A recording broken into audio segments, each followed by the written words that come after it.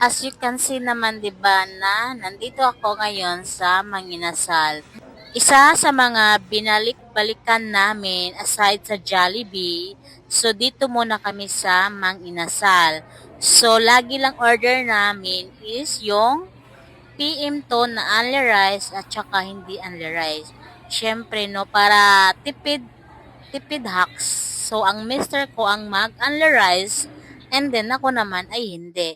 Siyempre pag kinukulang ako ng rice, automatic ay miss tayo kukuha ng rice kasi nga naka-only rice. So, naka-anim cup ata kami. Kasama na yung simula ng order, no?